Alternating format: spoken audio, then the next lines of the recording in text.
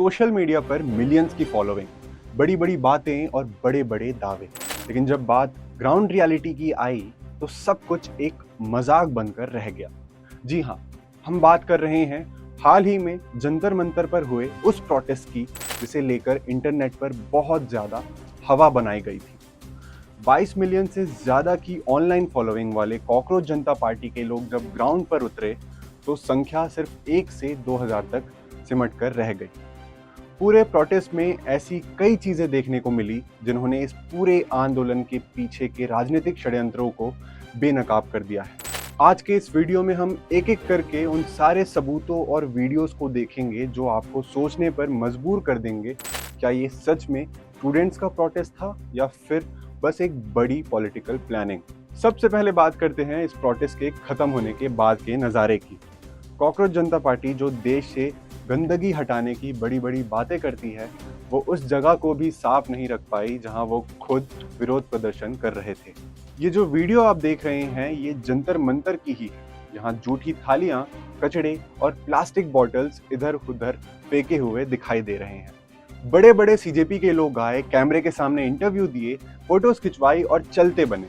और मजे की बात तो देखिए, जो विरोध प्रदर्शन शाम के 5 बजे तक चलना था वो दोपहर के 3 बजे तक भी नहीं चल पाया। इंटरनेट पर लोगों ने यह तक लिख दिया कि इससे ज्यादा भीड़ तो हमारे गांव में जेसीबी देखने आती है। अब आप ही सोचिए, क्या ये कोई गंभीर प्रोटेस्ट था या बस एक झूठा दिखावा। इस प्रोटेस्ट का एक और बड़ा कॉन्ट्राडिक्शन तब सामने आया जब मांग तो स्टूडेंट्स की हो रही थी लेकिन निशाने पर देश के प्रधानमंत्री थे। प्रोटेस्ट के दौरान सीजेपी के सपोर्टर्स द्वारा पीएम को खुलेआम गालियां दी गई। गाली मत दो मोदी को, गाली मत दो। मोदी जी को गाली दे रही है, इनका वीडियो बनाओ। क्या इन्हें ऐसा ही विरोध करना था? इस पूरे प्रोटेस्ट का असली मकसद का खुलासा तब हुआ जब एक युवक ने पत्रकार को इंटरव्यू देते वक्त सच उगल दिया। उसने साफ कहा कि कोई भी यहाँ पर पेपर लीक और नीट की बात नहीं कर रहा है। आप ही सुन लीजिए कि युवक ने क्या कहा। एक भी पेपर लीक और इसकी बात नहीं कर रहे हैं। 60-70%, 80% लोग जो यहाँ पे बीजेपी को उखाड़ने की बात कर रहे हैं। तुम राजनीति करने आए हो, तुम राजनीति करोगे, 10 दिन में आए हुए जो चंद कीड़े मकोड़े वो देश को संभाल लेंगे क्या? इतनी आसान? क्या इससे ये साफ नहीं होता कि स्टूडेंट्स के नाम पर ये सिर्फ और सिर्फ राजनीति हो रही है? चलिए अब देखते हैं उन लोगों को जो इस प्रोटेस्ट का चेहरा बने हुए थे। इनका ज्ञान देखकर आप हैरान हो जाएंगे। एक इंटरव्यू में एक विशेष जेंडर के प्रोटेस्टर ने बताया कि हम अपनी डिमांड मांगने आए हैं। हम अपनी डिमांड मांगने आए हैं। We need resignation of Dharmendra Pradhan. Okay, तो आपने नीट एग्जाम दिया था? नहीं, मैंने सीयूईटी दिया था। बट सीयूईटी तो लीक नहीं हुआ था ना?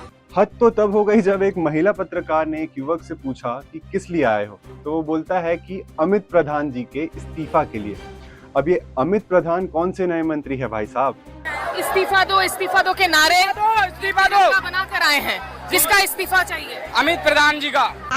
किसका इस्तीफा चाहिए? अमित प्रधान। असल में उसे शिक्षा मंत्री धर्मेंद्र प्रधान का नाम तक नहीं पता था, तो उन्होंने गृह मंत्री अमित शाह के अमित और धर्मेंद्र प्रधान के प्रधान को जोड़कर एक नया मिनिस्टर ही बना दिया।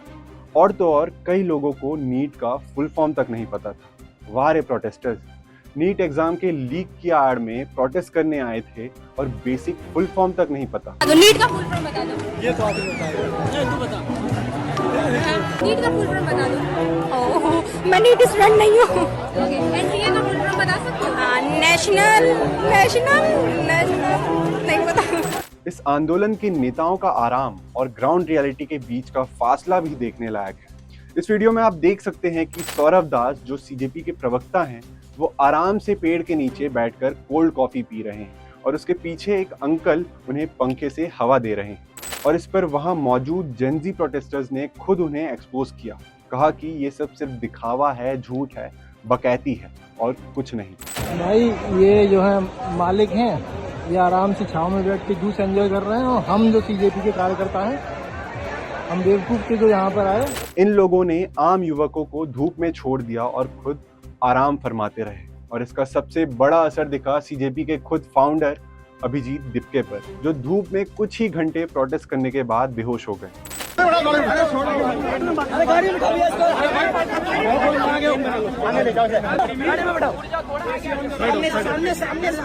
कहाँ बैठना सर? ये आगे पीछे।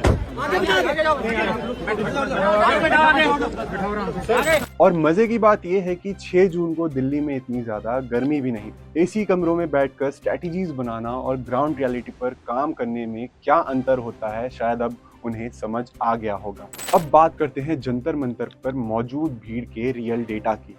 एक महिला ने वीडियो में वहां की सच्चाई बताते हुए कहा कि जंतर मंतर पर पत्रकार 200 से ज्यादा, कैमरामैन 500 से अधिक, यूट्यूबर्स 1000 पार, पुलिस 5000 से ज्यादा और असली सीजेपी सपोर्टर्स सिर्फ 600 के आसपास थे। यानी भीड़ में एक्चुअल प्रोटेस्टर्स से ज्यादा तो मीडिया क्रू, इंडिपेंडेंट यूट्यूबर्स और लेफ्ट लीनिंग इन्फ्लुएंसर जो कंटेंट के लिए तड़प रहे थे। भीड़ तब जाकर थोड़ी बढ़ी जब दोपहर 1 बजे के बाद सोनम वांगचुक और लेफ्ट के स्टूडेंट ऑर्गेनाइजेशन जैसे आईसा और एसएफआई के लोग आए। तब जाकर संख्या मुश्किल से 500 से 600 तक पहुंची। और ये वही प्रोफेशनल डेमोन्स्ट्रेटर्स है जो हर प्रोटेस्ट में पहुंच जाते हैं।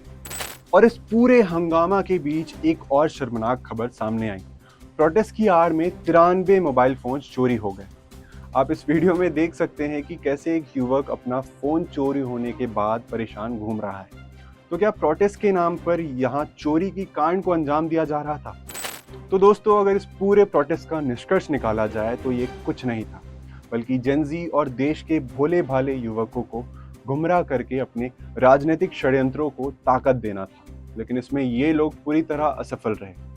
ना तो इनके पास भीड़ थी, ना मुद्दा और ना बेसिक ज्ञान। आपको इस पूरे आंदोलन पर क्या कहना है, हमें कमेंट में बताइए।